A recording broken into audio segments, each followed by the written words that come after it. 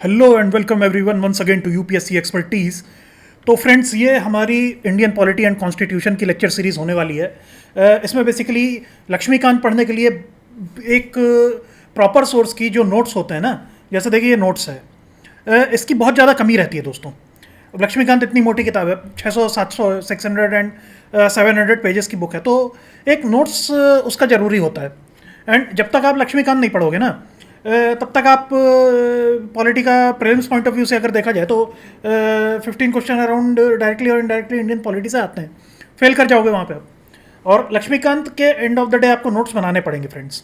कुछ फैक्ट्स ऐसे हैं यहाँ पे, कुछ कंसेप्ट ऐसे हैं जो मेमोराइज करने ही करने हैं आपको, ठीक है। उसका कोई तोड़ नहीं हो सकता, तो वो यहाँ पे थोड़ा सा प्रेजेंट करने की मैंने कोशिश की है, ठीक है ना। तो चलिए देख लेते हैं, ये लक्ष्मीकांत को ही पूरा फॉलो कर रहे हैं यहाँ पे हम, ठीक है। और लक्ष्मीकांत को लेके ही और पूरा हम लोगों ने ये लेक्चर सीरीज प्रिपेयर की है, ठीक है, मेरी टीम ने। तो चलिए शुरू करते हैं फ्रेंड्स। तो पहला चैप्टर लक्ष्मीकांत का हिस्टोरिकल बैकग्राउंड, ठीक है, कॉन्स्टिट्यूशन का। तो चलिए देख लेते हैं। क्या है कि अब देखिए बात आ जाती है कि कॉन्स्टिट्यूशन पता होना चाहिए। कॉन्स्टिट्यूशन क्या है? कॉन्स्टिट्यूशन कह सकते हैं कि बेसिक रूल बुक होता है किसी भी कंट्री का, ठीक है। जैसे आप हॉस्टल में या कॉलेज में रहे होंगे तो हॉस्टल या कॉलेज या स्कूल की रूल बुक होती है, जिसके हिसाब से वो कॉलेज, हॉस्टल या फिर स्कूल को गवर्न किया जाता है, ठीक है ना। ठीक उसी तरह कॉन्स्टिट्यूशन है, वो कंट्री का बेसिक रूल बुक है, उसी के हिसाब से पूरे कंट्री को गवर्न किया जाता है, ठीक है। चलिए देख लेते हैं। तो अब देखिए यहाँ से कितने क्वेश्चन बन सकते हैं। ये जो लिखा हुआ है कि एक एम एन रॉय थे, ठीक है ना, कम्युनिस्ट पार्टी से एसोसिएटेड है, कम्युनिस्ट मूवमेंट से भी 1934 में। तो उन्होंने सबसे पहले कॉन्स्टिट्यूशन असेंबली का आइडिया दिया था, ठीक है। तो यहाँ पे स्टेटमेंट आ जाएगा कि the first idea of the constitution was given by Tej Bahadur Sapru by Jawaharlal Nehru, ठीक है ना। यूपीएससी में ऐसा स्टेटमेंट आ सकता है, ठीक है। पीसीएस में सीधे सीधे पूछ लेगा, स्टेट पीसीएस में, यूपी पीसीएस, बिहार पीसीएस में, एमपी पीसीएस में, आरपीएससी में, राजस्थान पीसीएस में, कि M N Roy gave the idea of the constitution in which year, 1934, 35, 36, 37, ठीक है। तो ऐसा होता है फ्रेंड्स, ठीक है। समझ में आया होगा कितना इंपॉर्टेंट। तो एम एन रॉय याद रखना है, 1934 याद रखना है, first gave the idea of Indian constitution, ये याद रखना है, ठीक है। सब्सिक्वेंटली इंडियन नेशनल कांग्रेस ने ये डिमांड ले ली थी, ठीक है। कब ली थी वो देख लेते हैं। 1938 में जवाहरलाल नेहरू ने बोला था कि कॉन्स्टिट्यूशन ऑफ इंडिया बिना बाहरी किसी इंटरफेरेंस के क्रिएट किया जाएगा, ठीक है। तो डिमांड कब एक्सेप्ट की थी ब्रिटिशर्स ने? अगस्त ऑफर आया था 1940 में, उसमें, ठीक है। तो ये समझ में आ गया होगा मेरे ख्याल से। ये देख लेते हैं। फिर अब ये कॉन्स्टिट्यूशन असेंबली 1946 में बनी थी फ्रेंड्स। ये स्टेटमेंट आ सकता है, स्टेट पीसीएस में पूछ लेगा ना, constitution assembly was formed in, और सीधा सीधा यहाँ पे प्रेजेंट कर देगा आपको, ऐसे हो सकता है। और कॉन्स्टिट्यूशन कब बना? कॉन्स्टिट्यूशन बना है आपका 26 जनवरी 1950 को, ठीक है। तो ये कुछ फैक्ट्स होंगे, आपको ये याद रखने पड़ेंगे फ्रेंड्स, ठीक है। इसका कोई सेकंड चीज़ नहीं है। इसकी अगर आप कमेंट बॉक्स में डालोगे तो फ्री ऑफ कॉस्ट ये पीडीएफ प्रोवाइड हो जाएगी आपको। अब 1942 में कौन आया, इसका बैकग्राउंड समझ लेते हैं। 1942 में क्या हो रहा था? चल रहा था वर्ल्ड वॉर सेकंड। तो उसमें इंडिया के कोऑपरेशन की ज़रूरत थी ब्रिटिशर्स को, ठीक है। तो ब्रिटिश गवर्नमेंट को लगा कि चलो इनको कॉन्स्टिट्यूशन चिल्ला रहे हैं ये लोग, तो इनको छूट दे देते हैं कि भाई बना लो अपना कॉन्स्टिट्यूशन खुद, कोई बात नहीं। तो sir Stafford Cripps mission India में आया था 1942 में। तो उसने बोला कि इंडिपेंडेंट कॉन्स्टिट्यूशन बनेगा जो कि इंडियंस ही बनाएंगे, ठीक है। ये चीज़ आई थी, इसको फिर मुस्लिम लीग ने रिजेक्ट कर दिया था। इंडिपेंडेंट कॉन्स्टिट्यूशन बोले तो कि कोई भी गोरा कॉन्स्टिट्यूशन बनाने में शामिल नहीं होगा, केवल इंडियंस बनाएंगे, कोई भी अंग्रेज कॉन्स्टिट्यूशन बनाने में शामिल नहीं होगा। मुस्लिम लीग अड़ गई थी यहाँ पे। तो ये ध्यान रखना है कि the offer of Cripps mission to frame an independent constitution after second world war was rejected by Muslim League, was accepted by Muslim League. दो स्टेटमेंट यहाँ पे आ सकते हैं आपके प्रीलिम्स में। यूपीएससी की मैं बात कर रहा हूँ, पीसीएस में तो काउंटलेस क्वेश्चंस आ सकते हैं, मैंने बता ही दिया आपको। फ्रेंड्स, इस लेक्चर से ना हर पेज से 5 क्वेश्चन बन सकते हैं पीसीएस में, और 2 क्वेश्चन बन सकते हैं यूपीएससी के प्रीलिम्स में, ठीक है। ये प्रीलिम्स पॉइंट ऑफ व्यू से ही ये लेक्चर हो रहा है, ठीक है। तो अब ये देख लेते हैं कॉन्स्टिट्यूशन असेंबली कैसे आई थी। तो नवंबर 1946 में आई थी फ्रेंड्स ये, ठीक है। और ये पार्टली इलेक्टेड थी और पार्टली नॉमिनेटेड थी, ठीक है। अब इसको समझ लेते हैं इलेक्टेड और नॉमिनेटेड क्या होता है। नॉमिनेटेड मतलब कि मैंने मान लीजिए मैं किसी को नॉमिनेट कर रहा हूँ कि हाँ ये मेरा नॉमिनेशन है, ये जाए असेंबली का पार्ट बन जाए। तो टोटल स्ट्रेंथ थी इसकी 389। अब देख लेते हैं 93 आए थे प्रिंसली स्टेट से, ये लोग इलेक्टेड थे, ठीक है। 296 आए थे गवर्नर, ये ब्रिटिश गवर्नमेंट की जो प्रोविंसेस थी यहाँ से। अब इलेक्टेड कैसे थे, मान लीजिए ये नॉमिनेटेड कैसे थे, अभी एक बार देख लेते हैं। अब 93 प्रिंसली स्टेट्स हैं, ठीक है। अब देखिए क्या होता है कि मान लीजिए स्टेट ऑफ ग्वालियर है एमपी का, प्रिंसली स्टेट था। अब उनसे बोला गया कि ये कॉन्स्टिट्यूशन बन रहा है तो उसके लिए आप किसी को भेजिए। तो जो सिंधिया डायनेस्टी चली आ रही थी, सिंधिया राजघराना था, उनकी नज़र में जो लिटरेट इंटेलिजेंट स्कॉलर लोग होंगे, तो दो लोगों को किसी ने, जो भी सिंधिया किंग रहे होंगे उस टाइम पे, उन्होंने भेज दिया था दिल्ली कॉन्स्टिट्यूशन असेंबली का पार्ट बनने के लिए, ठीक है।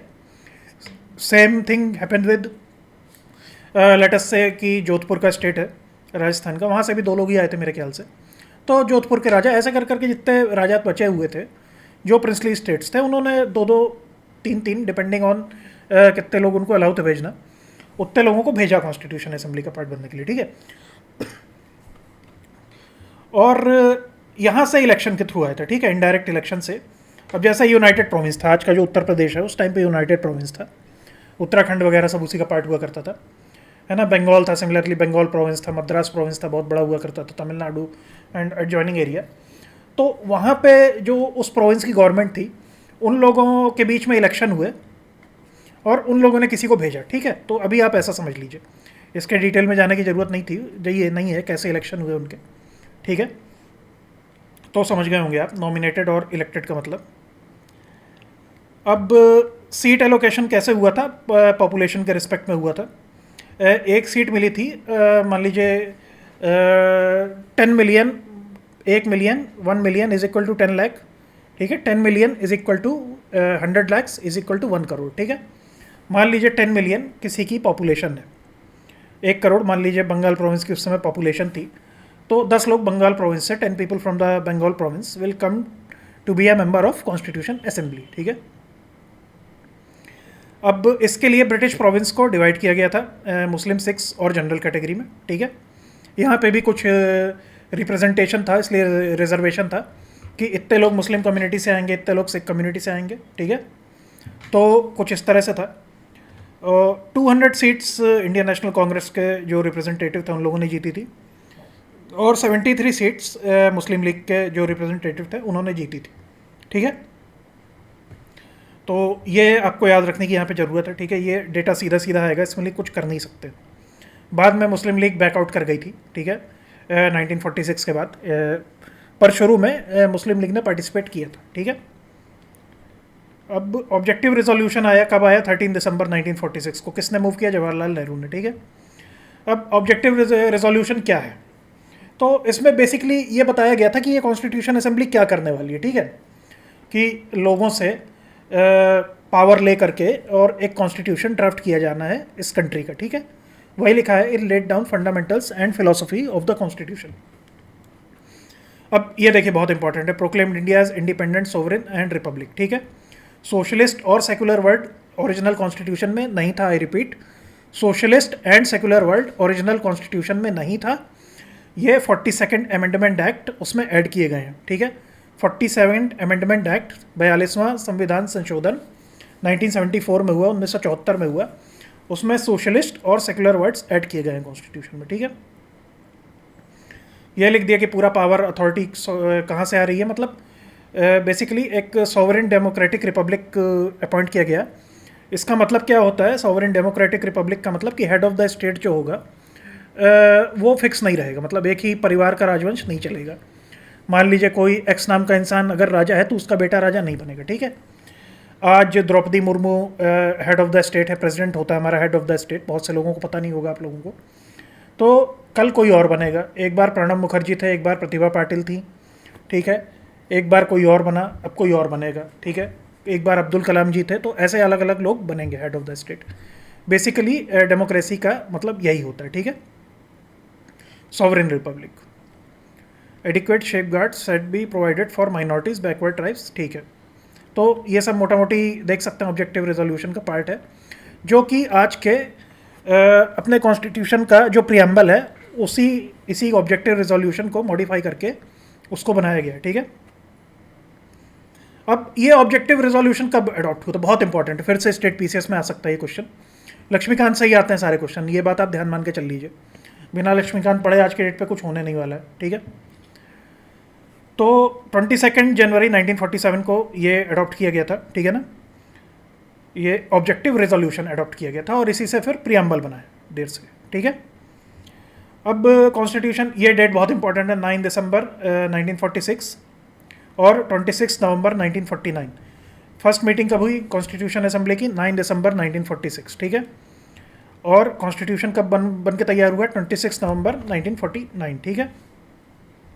फिर बाद में पहले बता चुका हूँ कि मुस्लिम लीग वाले भाग गए थे, फिर एंड में ये भी याद रखना कि 211 मेंबर्स बचे हुए थे वहाँ पे, ठीक है। रिपीट कर देता हूँ, 211 members after Muslim league withdraw from the constitution assembly. अब ये भी इंपॉर्टेंट है, स्टेट पीसीएस में कोई भी एरिया एक एक लाइन से एक एक क्वेश्चन बनता है यहाँ स्टेट पीसीएस में, कोई भी स्टेट आप ले लो, ठीक है। Doesn't matter to which state you belong, ठीक है। कॉन्स्टिट्यूशन असेंबली हैड 11 सेशंस, ठीक है, 11 सेशन हुए थे उनके, 2 years 11 months एंड 18 days में ये लोग 11 बार बैठे थे, ठीक है। ये सारी चीज़ें याद रखने की, यहाँ कुछ नहीं किया जा सकता है। और 60 कंट्रीज़ का ही सारा लक्ष्मीकांत से ही लिया है, 60 कंट्रीज़ का कॉन्स्टिट्यूशन इन्होंने पढ़ा था, ठीक है। इस पर डिबेट भी होता है कि एक कॉपी पेस्ट एक्सरसाइज है अपने कॉन्स्टिट्यूशन की, कॉन्स्टिट्यूशन मेकिंग की, जो इंडिया का कॉन्स्टिट्यूशन मेकिंग है, ठीक है। तो अभी हम लोगों को इसमें नहीं पढ़ना है, ठीक है ना। आगे देख लेते हैं। अब एक्सपेंडिचर कितना हुआ था, 64 लाख, ये तो चलिए नहीं पूछेगा। ये लास्ट सेशन कब हुआ था, 24 जनवरी 1950 को हुआ था, ठीक है। 1949 को कॉन्स्टिट्यूशन बन गया था, 24 जनवरी 1950 को क्या हुआ था, ये लास्ट सेशन हुआ था। अब जो सीनियर मोस्ट मेंबर थे डॉक्टर सच्चिदानंद सिन्हा, ठीक है ना, ये बिहार से थे, तो इनको टेम्परेरी प्रेसिडेंट बना दिया गया था, ये भी याद रखने की चीज़ है। अब ये तो सबको मालूम होता है, पर यहाँ कहाँ से कॉपी की ये चीज़, तो ये चीज़ कॉपी की है फ्रांस से, ठीक है। तो बहुत इंपॉर्टेंट हो जाता है फ्रेंड्स। ये देखिए कैसे छोटी छोटी चीज़ें हैं जो मैं बता रहा हूँ, आपको कोई नहीं बताता, कोई पढ़ाता नहीं है पहला चैप्टर। बड़े से बड़े आप कोचिंग में चले जाओ, कहीं से कोई किसी बड़े से टेक में चले जाओ, कहीं पे भी चले जाओ, कोई नहीं बताता ये, ठीक है। अब एक और देखिए बहुत इंटरेस्टिंग बात यहाँ पे आ जाती है कि देखिए देश तो 1947 में आज़ाद हो गया था, पहले इलेक्शंस हमारे 1951-1952 के बीच में हुए थे, तो यार ये 47 से लेकर 52 तक सरकार कौन चला रहा था, ये क्वेश्चन आना चाहिए दिमाग में आपके। तो ये कॉन्स्टिट्यूशन असेंबली ही एज अ पार्लियामेंट एक्ट कर रही थी फ्रेंड्स, ठीक है ना। तो देश की सरकार 1947 से लेकर जब तक फर्स्ट इलेक्शन का रिजल्ट नहीं आया तब तक कॉन्स्टिट्यूशन असेंबली ने ही चलाई है और उसने एज अ पार्लियामेंट एक्ट किया है दोस्तों। बहुत इंपॉर्टेंट चीज़ है, ये ध्यान में रख लीजिएगा, ठीक है। चलिए चलते हैं आगे। अब कुछ कमिटीज़ देख लेते हैं कॉन्स्टिट्यूशन असेंबली की। Union power committee Jawaharlal Nehru के अंडर, ये मैच द फॉलोइंग में और सीधे एमसीक्यू में इससे भी इससे पता नहीं कितने क्वेश्चन बन सकते हैं फ्रेंड, ठीक है। हर एक लाइन ये आपको याद होनी चाहिए। प्रोविंशियल कॉन्स्टिट्यूशन कमेटी किसने दी, सरदार पटेल के अंडर में थी। अब कैसे याद रख सकते हैं कि आयरन मैन ऑफ इंडिया इनको बोला जाता है, इन्होंने यूनिफाई किया था, तो प्रोविंसेस को ही तो यूनिफाई किया था, तो ये ऐसे Sardar Patel provincial constitution committee के हेड थे, ठीक है, ऐसे याद रख सकते हैं। ड्राफ्टिंग कमेटी के डॉक्टर BR अम्बेडकर थे। फाइनेंस किसके अंडर में था, डॉक्टर राजेंद्र प्रसाद, ठीक है, ये पहले प्रेसिडेंट बने। फिर फंक्शन ऑफ कॉन्स्टिट्यूशन असेंबली की अंडर भी एक कमेटी थी, वो किसके अंडर में थी, GV मावलंकर के अंडर में थी, ठीक है। GV मावलंकर हमारे पहले स्पीकर थे फ्रेंड्स, ठीक है। अभी स्पीकर कौन है ये कमेंट बॉक्स में बताइएगा, ठीक है। पहले स्पीकर थे हमारे कॉन्स्टिट्यूशन असेंबली के सर GV, सर तो नहीं थे, मिस्टर GV मावलंकर, सर की टाइटल भी था शायद उनके पास, देखना पड़ेगा, ठीक है। अब ड्राफ्टिंग कमेटी की बात कर लेते हैं। ड्राफ्टिंग कमेटी कौन थी जिसने ड्राफ्ट किया, मतलब बैठ के कॉन्स्टिट्यूशन लिखा था, बेसिकली इन लोगों ने लिखा था, बाकी लोगों ने केवल रिसर्च की थी, ठीक है, इसलिए ड्राफ्टिंग कमेटी बोलते हैं। ये 29 अगस्त 1947 को सेट की हुई थी फ्रेंड्स। 7 मेंबर्स थे इसमें, 7 के नाम भी आपको पता होना चाहिए, इनकॉर्पोरेट कर दूंगा, अगली बार बता दूंगा। अम्बेडकर इसके चेयरमैन थे, ठीक है। 6 महीने तक मतलब इनको लिखने में लगा था, ठीक है। और 141 डेज ही बैठे थे ये लोग, ठीक है, इस काम के लिए, ठीक है। ड्राफ्ट बनाने में, ड्राफ्ट बोले तो राइटअप बनाने में, लिखित ब्यौरा बनाने में इनको 6 महीने लगे थे, और उस 6 महीने में ये 141 डेज बैठे थे लिखने के लिए, ठीक है। Again very important information friends, ठीक है। कहीं से भी क्वेश्चन आ सकता है, डायरेक्ट क्वेश्चन आता है यहाँ से। अब ये कुछ बातें देख लेते हैं। देखिए, एलिफेंट सील होती थी कॉन्स्टिट्यूशन असेंबली की, ठीक है। सील पूछ लेगा, यूपीएससी शायद पूछ भी चुका है कि क्या सील होती थी। तो एक हाथी सील होती थी, हाथी बना होता था, और एक मैप होता है, उसमें इंडिया और पाकिस्तान दोनों इनकॉर्पोरेटेड थे, क्योंकि पहले पाकिस्तान अलग नहीं हुआ था जब स्थापना हुई थी मुस्लिम अपने कॉन्स्टिट्यूशन असेंबली की, ठीक है। अब ये सर बी एन राव बहुत बड़े लॉयर थे, बहुत इंपॉर्टेंट कॉन्स्टिट्यूशनल एडवाइजर थे लीगल, ठीक है। H V R Iyengar secretary थे कॉन्स्टिट्यूशन असेंबली के, again very important. S N Mukherjee chief draftsman थे, ठीक है। चीफ ड्राफ्ट्समैन मतलब प्रमुख लिखने वाला, लिखने का मेन काम इनके ही पास था, ठीक है। प्रेम बिहारी नारायण रायजादा कैलीग्राफर थे। कैलीग्राफर मतलब जो सुलेख लिखता है, सुंदर राइटिंग में लिखता है, ठीक है। Original constitution was hand written by him my friends, okay. Prem Bihari Narayan Raizada ने, ठीक है। ओरिजिनल कॉन्स्टिट्यूशन जो है हमारा फ्लोइंग इटैलिक स्टाइल में इन्होंने लिखा था। तो ये इन्फॉर्मेशन कहीं नहीं मिलेगी फ्रेंड्स, एक एक छाँट छाँट के इस लेक्चर को बनाने के पीछे अराउंड 10 आवर्स की रिसर्च गई है, इंक्लूडिंग जो मैं रिकॉर्ड कर रहा हूँ और पूरी मेहनत मिला के, ठीक है। तो यार 10 घंटे मेहनत की है इस लेक्चर को बनाने के लिए, तो कुछ तो अच्छा ही होगा। प्लीज़ इसको शेयर कर देना एक बार, ठीक है, थोड़ा मुझे भी अच्छा लगेगा और कई लोग देखेंगे इसको। अब beautified and decorated by artist from Shanti Niketan, ठीक है। शांति निकेतन रविन्द्रनाथ टैगोर साहब जी ने 1901 में फाउंड किया था, तो उन्होंने सजाया, इसमें फूल पत्ती बनी हुई है जो ओरिजिनल कॉन्स्टिट्यूशन है उसमें। नंद मोहन बोस, बिहार राम मनोहर सिन्हा, ये लोग भी जुड़े हुए थे। अब हिंदी वर्जन की कैलीग्राफी किसने की थी, ठीक है, हिंदी वर्जन का सुलेख किसने लिखा था, तो वसंत कृष्ण वैद्य नाम था उनका, ठीक है। और सजाया किसने था, नंदलाल बोस ने सजाया था, ठीक है। कोई नहीं बताता फ्रेंड्स, कभी भी क्वेश्चन टपक जाएगा यहाँ से और बैठे रह जाओगे वहाँ पे अपनी कलम मिलाते हुए, एग्जाम हॉल में आए, ये तो लक्ष्मीकांत से आया फिर भी नहीं बना। तो बहुत important my friend, very important page my friends, has a potential of around 100 question incorporated in UPSC state PCS from this page only, ठीक है। कोई नहीं बताता है, सब छोड़ देते हैं, बट बता रहा हूँ, देख लो एक बार, प्लीज़ पढ़ लेना और शेयर भी कर देना, मुझे भी अच्छा लगेगा। अब ये यहाँ से यूपीएससी में भी क्वेश्चन आ चुका है, ठीक है। नेशनल फ्लैग का क्या है, 2:3 का चौड़ाई है, 2:3 का चौड़ाई और लंबाई का रेशियो है, ठीक है। विड्थ इज टू लेंथ का, ठीक है। बोले तो अगर 2 मीटर चौड़ा है तो 3 मीटर लंबा बनेगा झंडा अपना, ठीक है। अब नेवी ब्लू कलर का वीर है सेंटर में, ठीक है, चक्र है जो वही सारनाथ से लिया गया है, अशोक कैपिटल से, पूछ सकते हैं कहाँ से लिया गया है। ये दिखाता है, चक्र ये दिखाता है कि लाइफ का मतलब है मूवमेंट और स्टैग्नेशन का मतलब डेथ होता है, ठीक है। ये तो कोई नहीं पूछेगा, पूछ भी सकते हैं भाई, आज यूपीएससी कहीं पे भी जा रहा है, बिल्कुल क्वेश्चन आ सकता है, और लक्ष्मीकांत में तो 101% क्वेश्चन आ सकता है यहाँ से, नो डिनाइंग दिस फैक्ट, कोई मना नहीं कर सकता, कोई चैलेंज नहीं कर सकता। नेशनल एंथम ओरिजिनली बांग्ला में लिखा गया था बाय रविन्द्रनाथ टैगोर सर, भारतु भाग्य विधाता, दिसंबर 1911, ठीक है। दिसंबर 1911 में भारतु भाग्य विधाता लिखा था रविन्द्रनाथ टैगोर जी ने, जो कि हमारा नेशनल एंथम बना फ्रेंड्स, याद कर लेना इस चीज़ को, बहुत इंपॉर्टेंट है, ठीक है। प्लीज़ नोट डाउन कर लो इसको, ठीक है। कभी भी क्वेश्चन आ जाएगा, स्टेट पीसीएस दे रहे हो, बिहार पीएससी दे रहे हो, प्लीज़ पढ़ के जाना फ्रेंड्स ये, ठीक है। नेशनल सॉन्ग कब लिखा था, वंदे मातरम, ठीक है, संस्कृत और संस्कृताइज बंगाली में लिखा है बंकिम चंद्र चट्टोपाध्याय ने 1870s में। आनंद मठ में पब्लिश हुआ था उनका नॉवल जो है, आनंद मठ कब पब्लिश हुआ, 1882 में पब्लिश हुआ आनंद मठ, ठीक है। 1896 में रविन्द्रनाथ टैगोर जी ने इसको कांग्रेस के सेशन में गाया था, तब से ये प्रोमिनेंट हो रहा है। क्या प्रोमिनेंट हो रहा है, वंदे मातरम, जो कि हमारा नेशनल सॉन्ग है। नेशनल सॉन्ग वंदे मातरम है, नेशनल एंथम जन गण मन है, ठीक है।